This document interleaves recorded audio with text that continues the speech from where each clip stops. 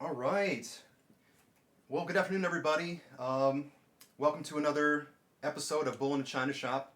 And today I am joined by Firkle, who is a furry streamer, podcaster, a little bit of everything. And they've been kind enough to join me and talk a little bit about what they do and everything else that they have going on. So, Firkle, hey, thank you so much for joining me.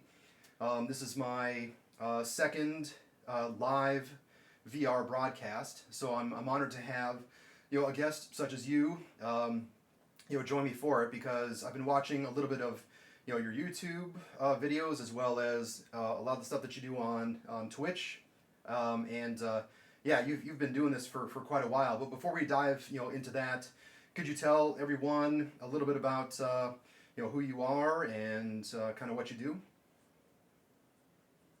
Yeah, sure. Well, thank you for having me on. I'm so excited to be here on your show. I've seen you do a couple podcasts earlier in the week, so I'm really excited to be practiced by your interviewing style. A little bit about me. I am just a little furry guy in his 20s. I don't get too specific because, especially when you do podcasts or any sort of content, a lot of ageism comes into play. Not a lot of the younger crowd wants to find out that you're maybe mid 20s, maybe late 20s. You know how it is. We always got to fight against that. Not just in the furry crowd, but in the entertainment industry in general. Mm-hmm. I have lived on the West Coast my whole life, pretty much. I was born in California, grew up there a couple of years, as a baby. Moved to Washington State until I was 10. Very cold up there. And then I moved to California and lived there for about 10 years. And I remember when I came from Washington to California, in the winter, we're so used to it being 50, 60 degrees up in Washington. So when I went to California, we would get 70-degree winters on average, and everyone would be bundled up in a jacket, long pants, and I would just stroll into school in a pair of shorts, and people would look at me like I'm insane. And it's like, no, I'm from up north. I've got no problem with the cold, or as you so call it, the cold. 70 is not quite cold. That's perfect temperature for me. And I've been living in Oregon for the past 4 years, and it's great here. I live in a very small town, not a whole bunch of nonsense going on. Definitely a different taste than California. It gets a little rowdy there, especially on the roads. But we get a lot of the California drivers like moving from California to avoid the socio-economical climate as as prices increase. So we do definitely get a mesh of the cultures going on, especially in modern day. And yeah, that's a little bit about me, a little bit about where I'm from, how I grew up. Yeah. Yeah, so pretty much Washington State, California, now Oregon. Out of all those places so far, what's your favorite place to live? Well, they all have their unique highlights. I would have to say California, like if you're in like a partying mood, you can definitely, find people faster and like go out with friends, and there's a lot to do. Like I lived right by an amusement park where I actually worked for a short time. I was one of those guys who you would go to like a little kiosk to purchase like the line cutting tickets, and I would stand there and like scan people in. We called it Flash Pass, and you pretty much the whole day is you just stand there and you scan people in to cut the line because they got like a separate little Flash Pass line, and then you look over at all the people waiting in line, just giving them dirty looks, and it's great. It's hilarious. Okay, gotcha. It's a good time. But yeah, so we got amusement park parks, like much easier to find in California. We got, everywhere's got a mall. I mean, I was a bit of a mall rat growing up. And then for Washington, it was really great because I lived up there on the far north side, like Anacortes. So it's like right by Canada, right Okay. by the water. We actually had a pier where we would go crab fishing and fishing in general. And we would bring home like fresh crab, which is, oh my goodness, I love seafood, such a delicacy. Um, like whenever I get something with a seafood option, like say pad thai, I go for the seafood. And then I'd say Oregon's people are just like chill in general. It's like sort of a Canadian vibe all around. Like Oregon's definitely got its own culture, Hmm. own like chill sort of culture. So I'd have to say probably Oregon's the best, at least at this point in my life, where I'm kind of like winding down in general. Gotcha. Yeah. I've been to some parts of Washington State. I've been to parts of California, but I've never been to Oregon. And pretty much, I hate to say it, the most that I know about Oregon is what I've seen in the show Portlandia. So I know that that's not like a good representation Okay. of anything, but like the whole keep Portland weird kind of thing. It's like that's more or less what I know about Yeah. Oregon in general. So I know it's not like a representative selection, but I'm sure it's a pretty cool place to live. Um, so Oh yeah. you do a lot of stuff in VR. You got your podcast going on. Like, are there any other hobbies that you're into, like music, or I mean, do you do art or anything like that?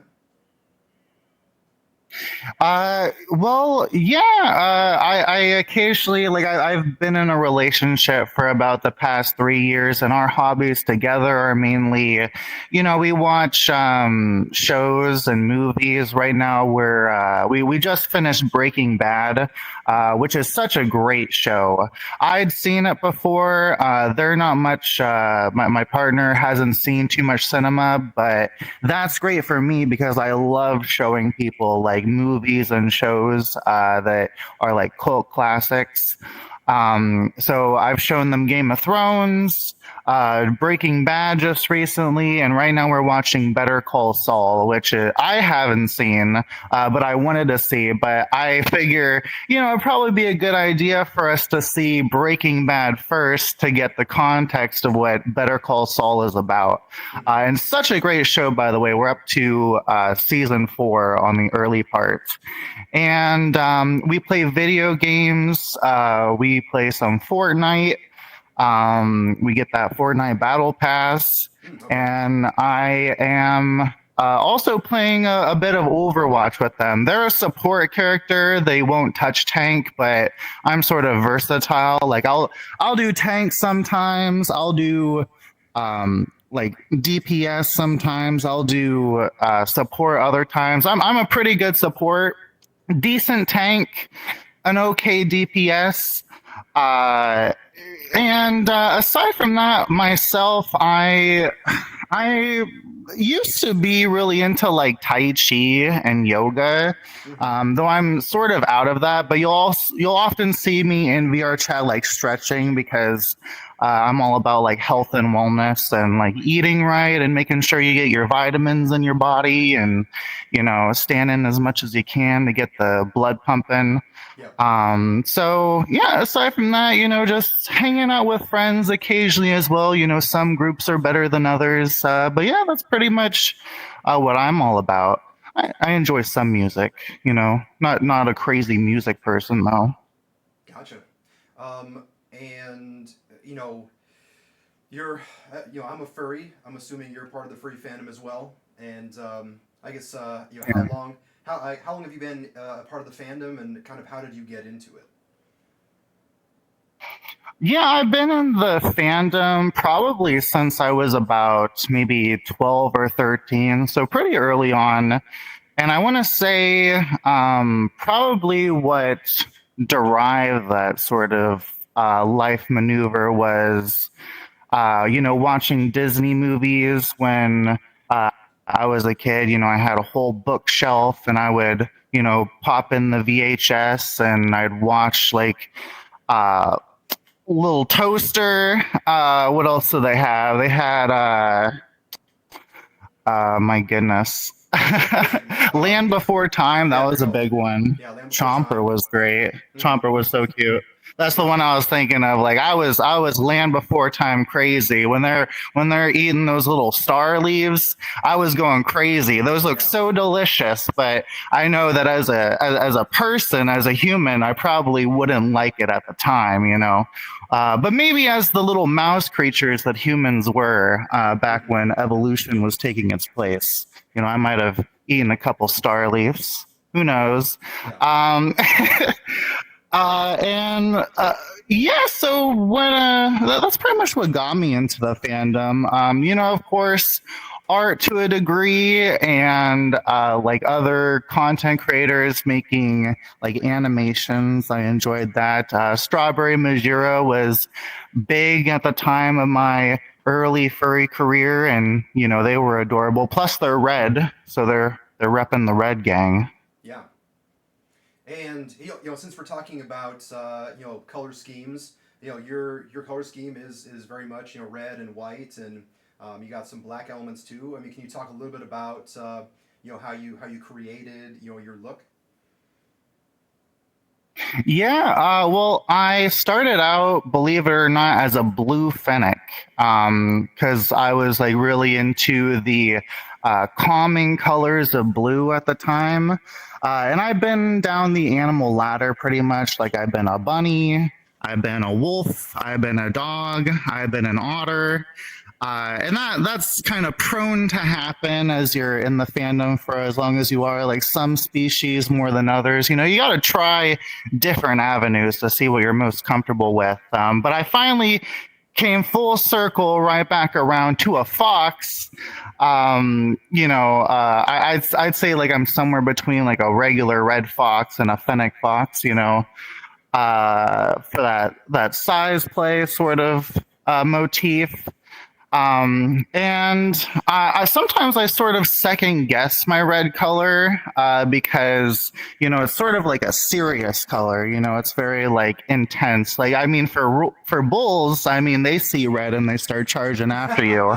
So it's Yes. definitely some sort of color theory going on there. Yeah, that's true. But I've been red ever since I started my channel. So I think it's kind of too late to change now. I actually used to be more red, less white. Like I had white, the whites of your eyes, of course. Mm. And I definitely feel more comfortable in my avatar with the white edition.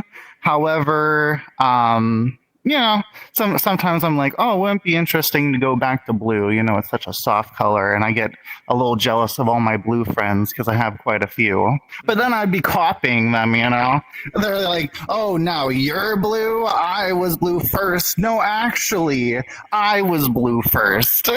Yeah, yeah. One of those kinds of deals. Hmm. And I really appreciate just all the branding that you have.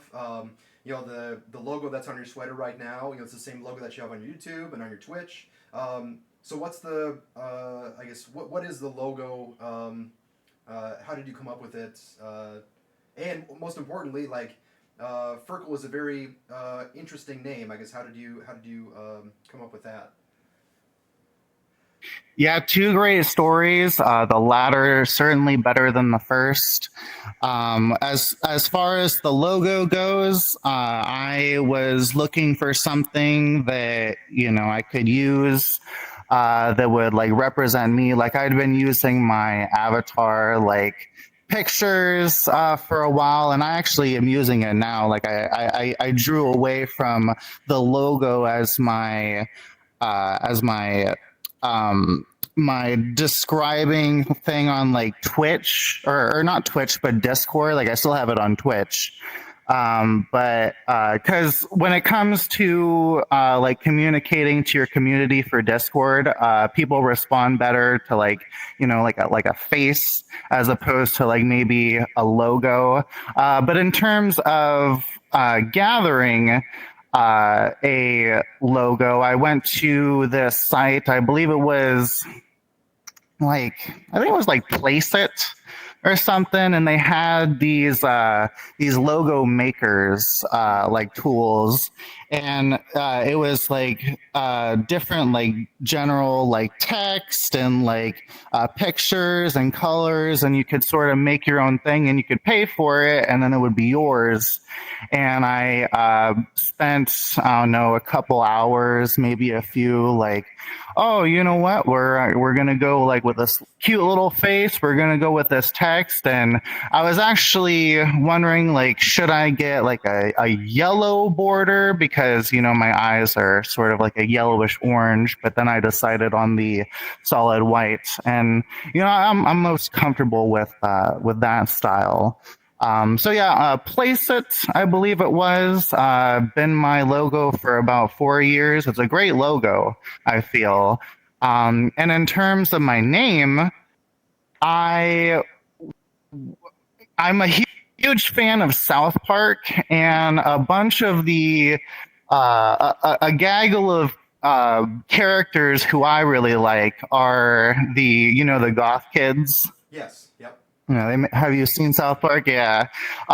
Did you know a fun little fact? The smallest kindergartner goth kid, the one I think has like a pocket knife or something, I believe in one episode, their name is Firkle. And I was Okay. like, what a great name that you never hear. So that's where Firkle derives from. Okay, awesome. Yep, I didn't know that. It's been a while since I watched South Park, but I remember the goth kids, and yeah, I never knew the names of any of them, but now I know. Um, so Yeah. when did you start streaming? And did you start streaming in VR right away, or did you just kind of do um, like the 2D animation path, or I guess how did you get started streaming? I started streaming, believe it or not, back when I first joined VR chat. I was hanging around the group of Ness Husky, who doesn't stream anymore. I believe that they're more into the TikTok phase of their life right now. But I saw this guy and I was like, "Hey, he can stream. I feel like I could stream too." And so that's pretty much how I started. I did start like doing VR chat streams. I'd set myself in front of a mirror and like be with a bunch of friends around me. And I was kind of more quiet at the time. I've definitely developed my vocal bravado over time, and that'll happen when you're sitting yourself in front of a camera for like hours upon hours and forcing yourself to talk. I mean, eventually, like if you're on the shyer spectrum, and this is good advice for people who are more introverted. Like if you kind of push yourself to do something, don't burn yourself out too much because that'll happen. But if you definitely push yourself in the right manners, you could develop pretty much any skill if you're motivated enough for it.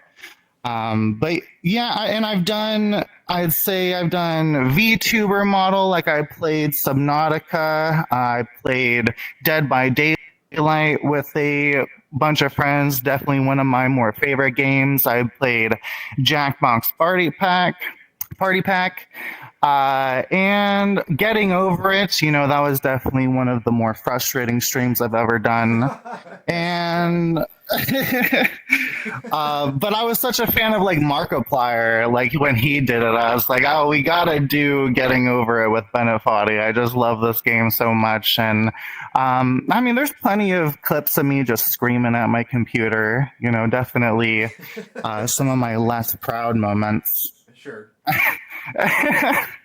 But then I started doing a dating game, I'd say about a year in, Hmm. where I would, interview people. And it was sort of like a bachelor style game. It's like sort of where the interviews began. And I would interview everyone beforehand. Then we'd play a game where a bunch of people like vie for the love of one bachelor.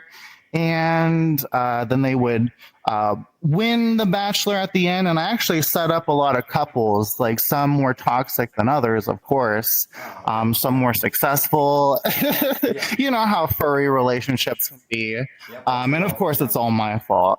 Ah. So did um, they come back and pretty much blame you, or I guess I hope they didn't, but no, no, but I'm sure, some of the mentalities were like, if I just didn't go on that darn show, I wouldn't be in this mess. I yeah. mean, I've thought that way when I was younger, certainly, in that childish sort of immature mindset. Hmm. But yeah, and it was great. We did the dating game for a while, and then we created our first actual talk show style because I enjoyed the interviewing style of streaming so much. And it's really inclusive. Like, when it came to the dating game, you would have to manage like 6 to 10 people at one time, and it was kind of like herding cats. I mean, if you've ever been in a lobby, like even the most refined group of people, I mean, are bound to be a pain in the ass once in a while. Yeah. Yeah. Exactly. And Yeah.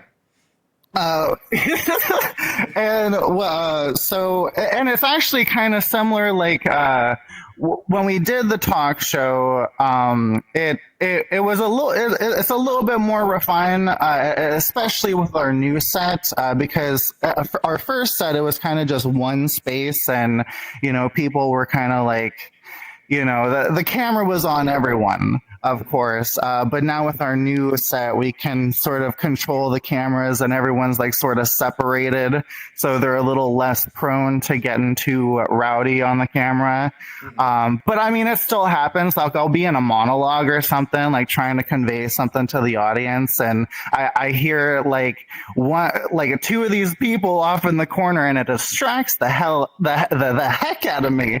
Yeah. It's like, hey, and you don't want to be that guy. You don't want to be rude. Like, hey, sit the heck down and shush. Yeah. But I definitely prefer the talk show style, and I feel like I'm really refining it over time. And it's just going to get better and better as we build upon the world. Integrate more games to get more practice in. Hmm. So yeah, that's about 4 years of work on and off. So you started out with the dating game, um, and I guess how long did you do that for? I guess like The a number of dating months or game, years or. it was probably at least a year, maybe a year and a half. But I would also do other streams aside from the dating game. It took a little bit of preparation, certainly not as much as the talk show I do now. I mean, I spent about the whole week trying to compile about 10 to 20 pages for a weekend. Sort of segments. And I mean, that seems to work out pretty well. But I'm getting better at that too. Like, hopefully, I can get to a point where I can do like some more VTube desktop streams, whilst also being able to prepare efficiently for the talk show at the end of the week, Mhm. while working a full-time job, of course. Yeah, that's wow. That is a lot.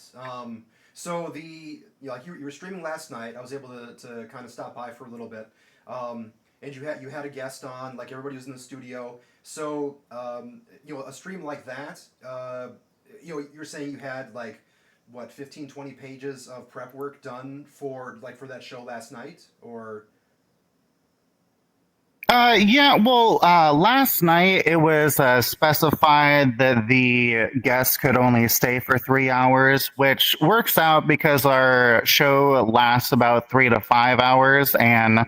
I did have about 24 pages prepared, but we only got through, I want to say, maybe 4 or 6 pages, and that's good because if you can roll over material that you're saving, then that's less prep work that you have to do for the rest of the week. It's just stuff that you could. Like if things are going slow, maybe you're not on your own point and you're kind of like breezing through things, or the guest doesn't give them much in the way of their own content, and you don't know how to derive that out of them. Just having that backup stuff to run to is great. So that just means like next week I'm gonna not have to write quite as much. I'll just have to make up for the 6 pages that I used, if I want to stay ahead of the game. Hmm. It's always a So battle with yourself too. yeah, so I mean that is quite a big leap to make. Going from like a dating show, and then going to like hosting a podcast. That takes up a like not only is it a lot of prep work during the week, but then also the stream itself is multiple hours long. I mean, a lot of people out in the fandom, a lot of people who are streaming, they're not willing to make that leap and put in the effort. I guess what inspired you to take on the challenge of doing a podcast?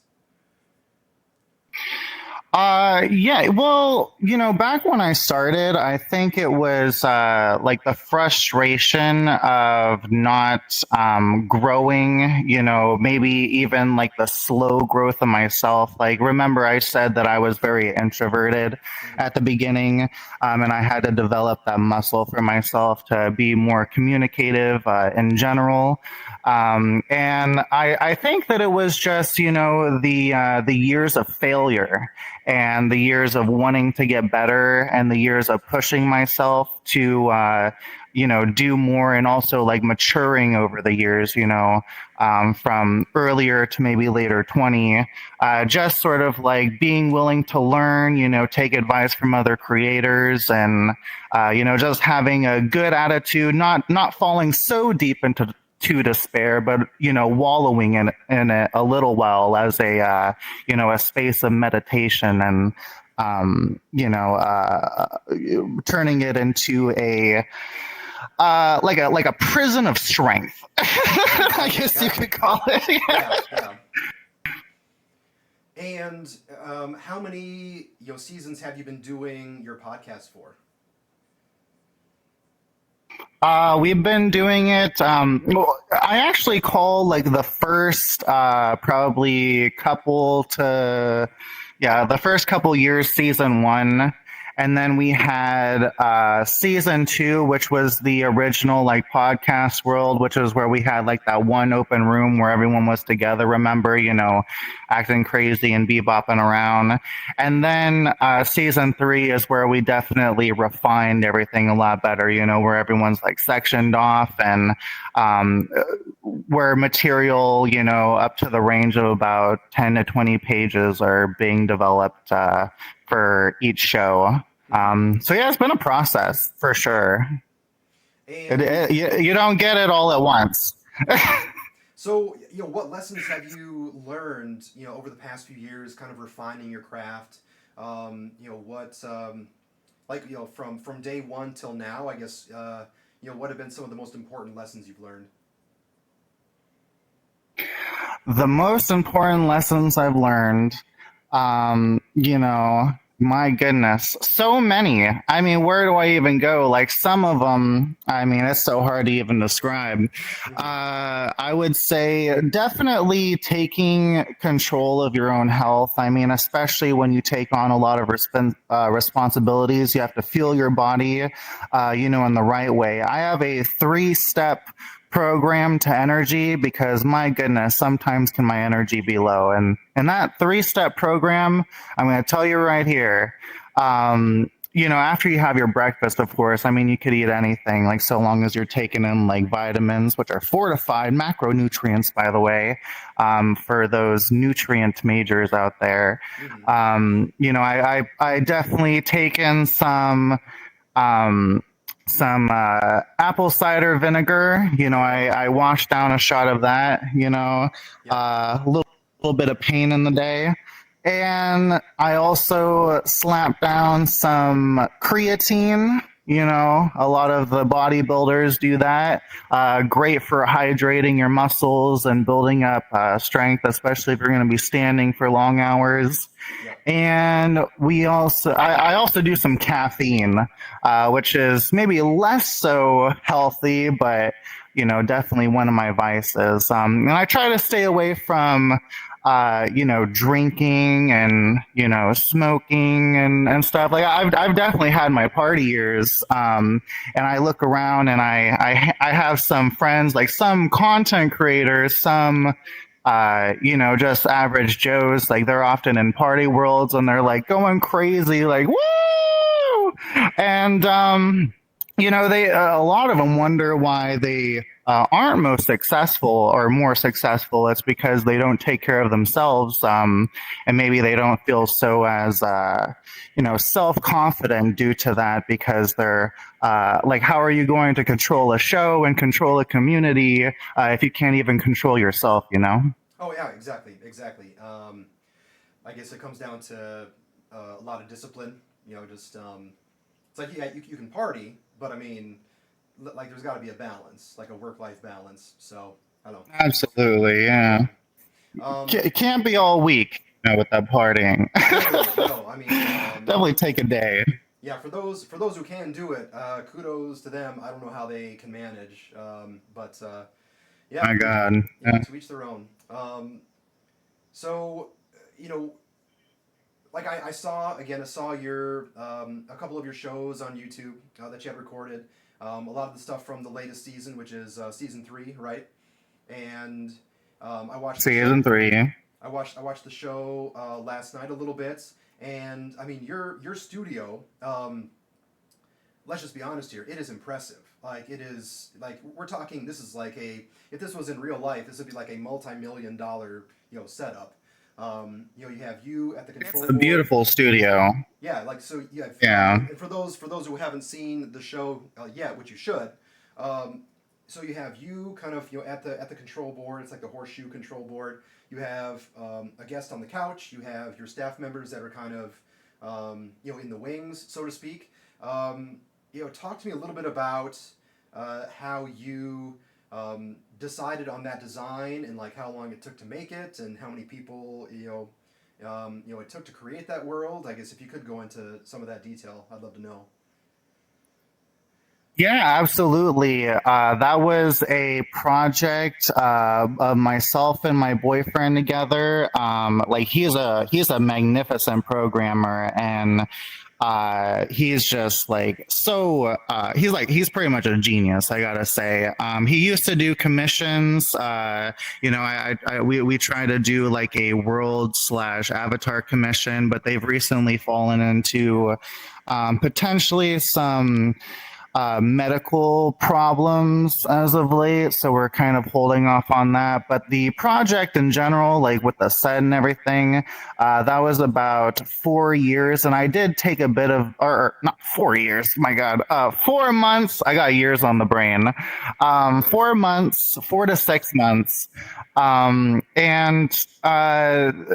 during that time, I did sort of take a hiatus because I'd been going pretty hard on streaming, and I was kind of feeling burnt out on it. So I took about a 4 to 6 month break. Like I did stream occasionally. But I was really excited for the set because I knew that once the set was created, once we had gotten it finished, like I'd be like going pretty hard back into it. But I wanted to take the time to myself, time with my boyfriend, time with friends in general, where I wouldn't be so busy, just putting myself out there for the people that matter to me. And in terms of the style, I'm going to be honest with you. It is styled after Howard Stern's studio. Okay. I'm a huge I'm a yeah, I'm a huge fan of Howard Stern, and I saw some of the studio images that they had, and I was like, "Wow, that's amazing!" So it's structured by a couple different versions of studios that they've had. Of course, not the same color. The color that a lot of the lighting is similarly akin to, like around the edges of like certain like elevated points. Um, that the original studio was like blue, of course, and then we wanted a more like dark and rustic sort of style. But we have custom cameras in there. I mean, we could probably sell those camera assets if we wanted. We've got a few soundboards. There's like different pages, like four different pages of sounds that we can do. You know, we got like the news sound when I'm gonna do my news stories, and when we play games, we have like a buzzer, and we have like a bell, like you know, you won, you got the answer correct. And you know, we've got various other props that help, but we're hoping to expand, maybe get back into a more serious form dating game as well, because we used to do those in like other like worlds. We didn't have like a set place for it, so maybe like some place with a podium. Maybe we could slap in some drapes and make it actually look like a bachelor style thing. And yeah, it's a great studio. I'm so excited to see how far we develop it. We might have to divide it into several worlds. We're sort of inspired by. Do you know who Timberion is? Sounds familiar, but I guess I couldn't tell you. Yeah, they're Timberion is someone who streamed pretty regularly not too long ago. They've been out of streaming for about maybe a year or two, but they're going to get back into it eventually. And they're known for having really great like game show worlds that their wife makes for them actually. And they're like a great talk show personality, a good friend of mine, both of them. Hmm. And you know, I've been on their show. They've been on my show. I played their games. Like they've had Judge Booty, which is like a Judge Judy style like courtroom case, and you Okay, know, gotcha. it's all very it's all very like sort of NSFW. You Gotcha. know, they're definitely a raunchy streamer. Okay. I'm somewhere in the middle. Like I'm somewhere between wholesome and raunchy for sure. I don't lean too far on either side. I like to keep a good balance. Yeah. So I mean, you said you're a fan of Howard Stern. You know, the studio is kind of modeled after Howard Stern's real studio. Um, you know, so I take it that you listen to a lot of his interviews, and they can be kind of raunchy. Um, but I guess are there any interview techniques or um, I guess styles of show? I guess not so much styles of show, but I guess like interview techniques or characteristics that you kind of modeled after Howard Stern that you kind of brought over to your show. Oh yeah, I'd say so. I mean, I've been listening to Howard Stern since I was about, I want to say 16. I was a huge fan of like Debbie the Pet Lady when she started out on like Blog TV. And you know, I had learned about Howard Stern when she got invited, you know, to become like one of their whack packers. Like, if you don't know what the whack pack is, Howard Stern takes on like a group of people who are like maybe a little zany or wild, and makes them like they're like people that add to the show in like this weird like overzealous sort of way. And it's great. I love the concept of the whack packers. And so I started giving him a listen. I was like, "Wow, he's pretty interesting. Like, I love the way that he delivers this information." I unfortunately don't have a voice like Howard Stern. You know, I'm a little bit more high pitched in a few octaves, which is potentially annoying. You know, I hope not too annoying, I no, honestly, I but think I try to bring it down. yeah. I mean, no. I would say your voice, like, it fits your character, it fits the brand. It's like I think it's like perfect. I wouldn't change a thing.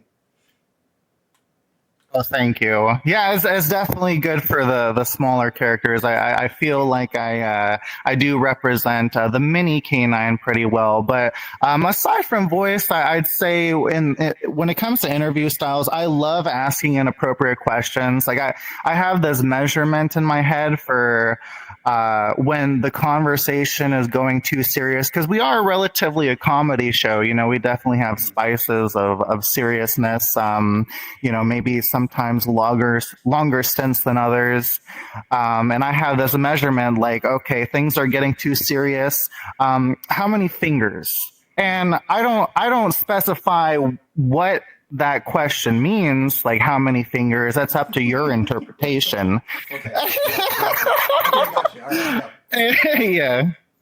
Yeah, but then maybe they'll not want to answer. They're like, "What does that mean? What does that mean?" I was like, on your hands. How many fingers you got? Like some avatars have 4 fingers. In this Oh, case, I okay. got Yep. 5. Gotcha. Yep. There Um, we go. so you wrap it back a little bit. You know, you got to keep them guessing. Yeah. You can't be too direct. Yeah. No, that's true. It's Yeah. I mean, fun. and you gotta ask those questions every once in a while to kind of either throw the guest off and kind of make it a bit more humorous, like you said, when it gets too serious, which it can happen. It can happen. So what has Absolutely. been what has been your biggest challenge, like out of all the interviews that you've done, what is the biggest challenge that you've had to face?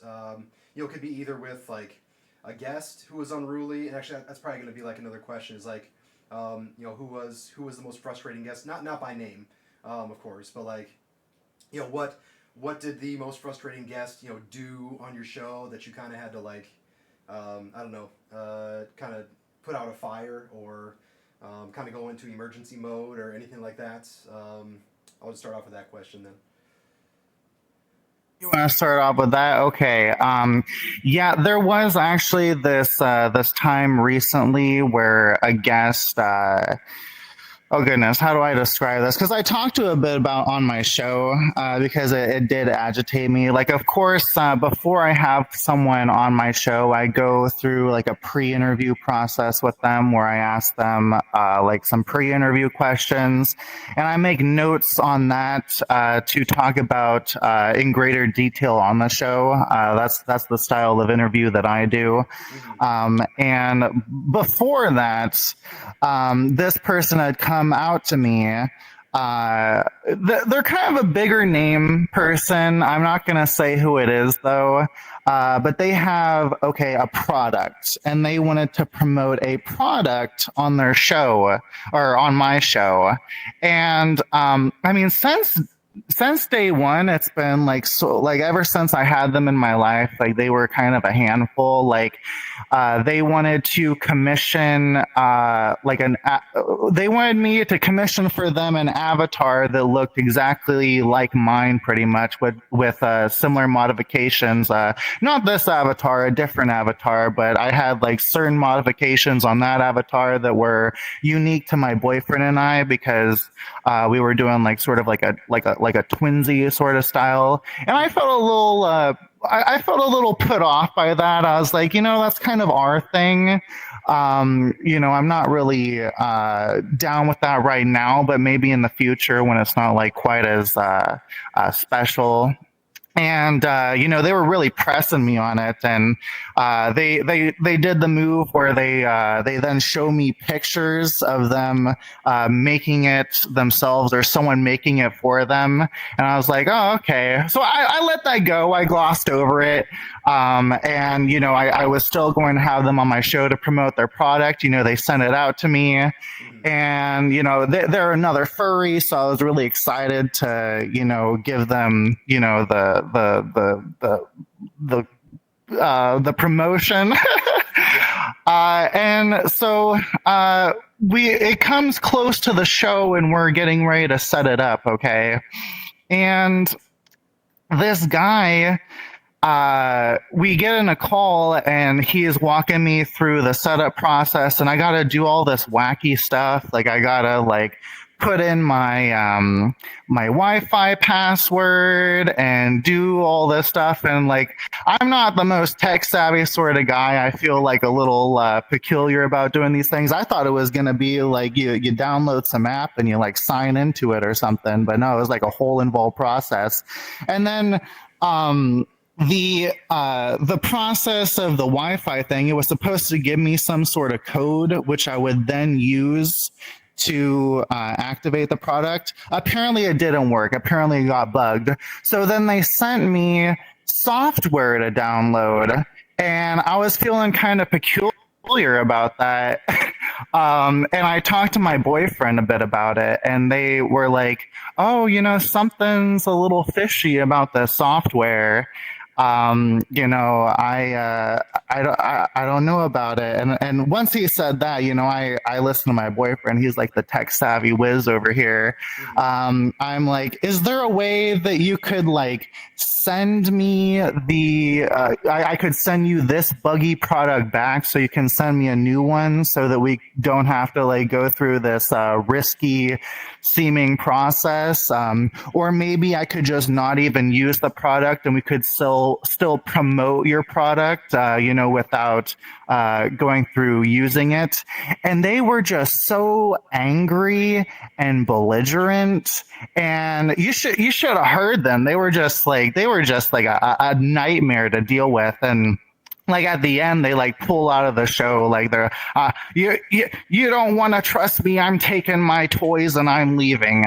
Wow. Okay. Such a pain in the ass, this guy. And it's unfortunate because you don't want to make enemies with like big name people, but he was just so stuck up his own ass. I just couldn't deal with it.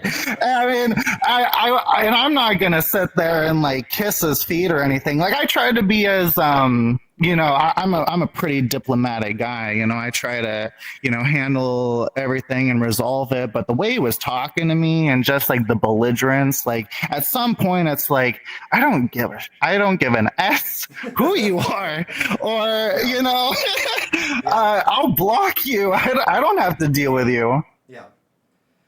Yeah, and that's Yeah. that's So that's definitely one of the worst. Yeah. Yeah. And I mean, that's got to be a lot of stress on you as well as your crew. In those stressful situations, what keeps you going? What keeps me going? My God.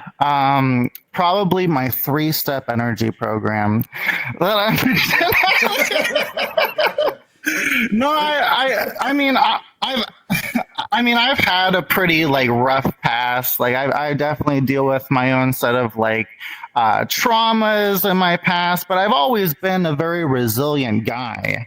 I mean, I can handle pretty much anything. I mean, I won't bring down your show by going into the details, but trust me, I have dealt with some stuff. And I mean, I feel at this point I could pretty much handle anything, maybe aside from the despair of aging too far. I think we all have to slow down eventually when that comes. Gotcha. And then is the Firkle 3-step energy program currently on sale for $19.95? 3 easy payments at $19.95. I feel like that should be a product. Yeah, now. of course. Yeah. I should. Yeah. I'll sell like tea packets for the caffeine and some creatine, and some apple cider vinegar, and hopefully I don't get 3 lawsuits. Yeah. Maybe we could narrow it down to like one class action. Maybe they could buddy up against me. Yeah. Exactly. So it doesn't look quite as bad. Yeah. Yeah, I love that. I used to do. I mean, like I drink too much coffee to begin with, so I got the caffeine part taken care of. Never done creatine. I used to drink apple cider vinegar. I should probably get back into that, but yes, I shall adopt the Firkle energy program, and I'll let you know my results. But it helps digesting and a bit of energy too. Yeah. And you've been doing VR and the podcasts, all the shows for a number of seasons now. What goals do you have? Like, where do you want to be a year from now, or I guess um, what's your dream goal? Like, what do you want to try and accomplish? Yeah, well, I do have sort of a step-by-step process that I hope to accomplish with my talk show.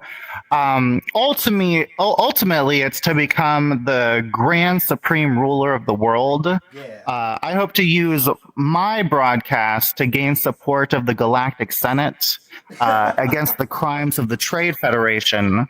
At which point, I will be voted as Chancellor of the Senate.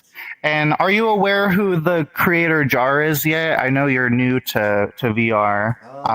No, I don't know who Does that is. Jar ring any bells? No. They're huge in the community. I mean, they've made game worlds like they made Murder 4. I think they even made the Among Us version in VR. The new game Blackout they just came up with, like huge game world creator, and they have a lot of clout. And I hope to get him drunk. So I'm going to have Jar Jar Clinks.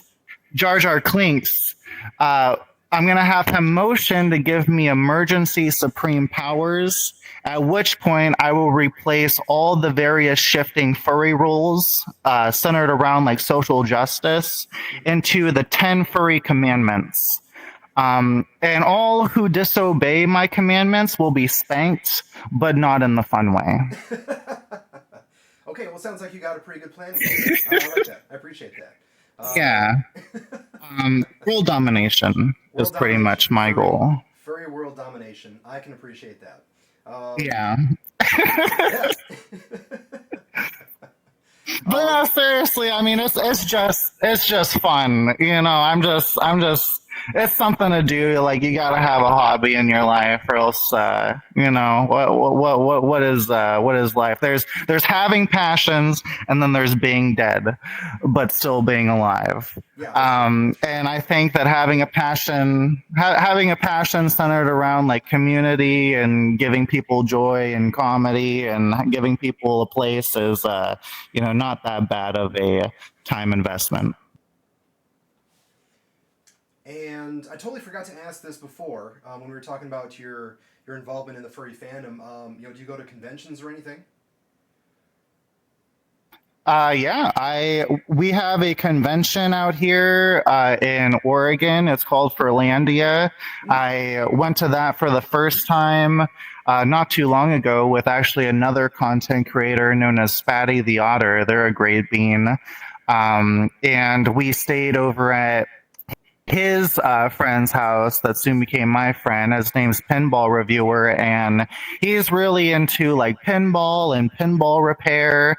He's got like 4 machines out in his living room, and he brought a pinball machine to Furlandia for charity, and people in like furry masks, you know, like the heads and the tails, they'd come up and play the pinball machine, and it was cute.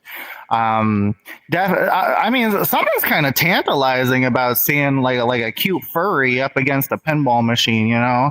Yeah. Definitely not a bad look. Mm-hmm. And then I went to MFF over last winter. I saw a lot of great beans. Swell the Otter, who I had on my show just the other week. Click Clack Cloud, another streamer. Other beans, you know, in our mutual communities, you know, we hung out. Also the Furlandia one. That was my boyfriend's first convention. They came and visited from New Zealand and got their first convention experience, which was great. But MFF, my goodness, such a plane ride, you know, so expensive. But I worked as a I worked as a supervisor in the hotel industry. So I got a discount on a hotel, and I was like, all right, before I leave this job, I'm going to at least get my hotel discount for a place to stay for MFF, because I gotta go. Everyone's like, you gotta go, Firkle, get to MFF, and you know, it was pretty fun. And my goodness, yeah.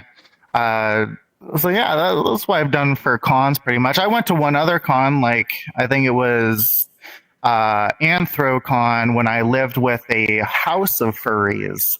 Back when I moved out of my home for the first time, I moved in with a bunch of furries, and they were wild. Let me Yeah. tell you, we would have parties. Yeah. We would party. Lots of Yeah. parties. So I mean, you said Oh yeah. Oh yeah. yeah. So you said your boyfriend is from New Zealand, currently lives in New Zealand. He is, yeah. He lives in New Zealand. He's visited America twice, where he stayed for about a month the first time, which I believe was last year, and then he stayed for about a month and a half, spring of this year, so like around April. Okay. Yeah, and I mean, going from the west coast of the U.S., to New Zealand, that's quite the distance. What are some of the challenges, with having like a super long distance relationship like that? I mean, especially with just the time zone difference. I guess any words of advice for making it work for those out there who are in a situation like that? Well, New Zealand is for my case on the West Coast. It's actually sort of perfect because they're only like a day and some hours in the future. So it's like uh, it'll be the next day for them. Say it's like Friday today. It'll be or Friday 5 p.m. today. It'll be like Saturday. Like I want to say 7 or 8 p.m. for them. So it's like if you were on the West Coast and you were dating someone in like Central Time or on the East Coast. So it's only like a few hours difference, but it is a different day. Mm-hmm. Gotcha.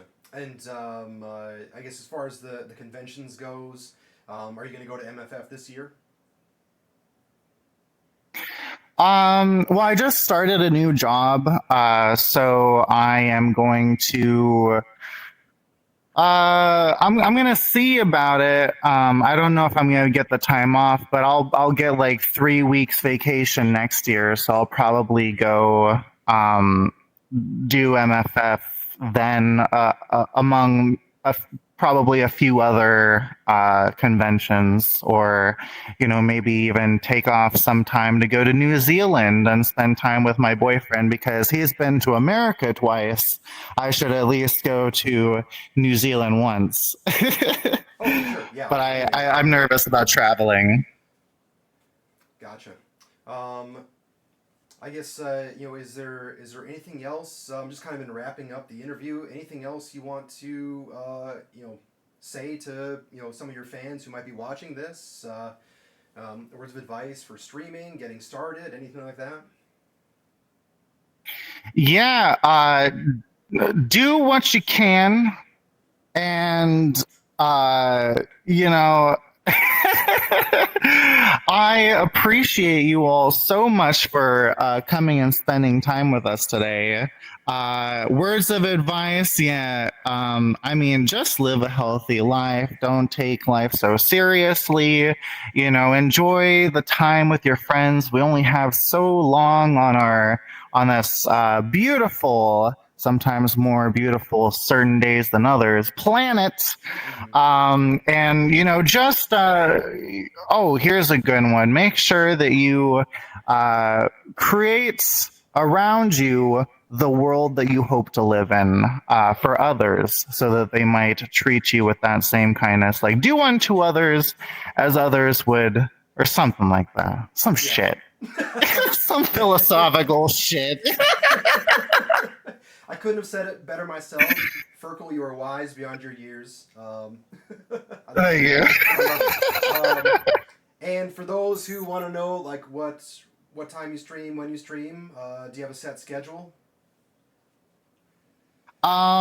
I stream 6 p.m. Pacific Standard Time on Saturdays currently. Hope to increase that, with some intermittent VTubing, maybe even some videos on my YouTube channel. Mostly active on Twitch currently, though, but we'll see what rolls around in the coming weeks. Okay, all right. So everybody, yes, you can catch Firkle on Twitch. Check your page for schedule updates, and Firkle then TV, yeah. yep, Firkle TV on Twitch, and then also on YouTube, Firkle TV. And yeah, I guess you also have a Discord, which I could probably link that in the in this video, which is going to be up on YouTube eventually, hopefully later on today. But yes, I just want to say once again, Firkle, and wrapping up, thank you so much for joining me on my show, and best of luck with you and yours. I love everything that you've been doing with your show. I love the studio. I love your ensemble. Everything. It's great. And hopefully I can join you for one of your shows someday. Yeah, awesome. Thank you so much for having me. It was great. Yeah, it was fun. All right, everybody. I'm gonna do the awkward wrapping up here. So we'll do the two-handed wave as I kind of go and end the stream. But thanks everybody for hanging out with this interview, and we'll see you all on the next one. Bye, everybody.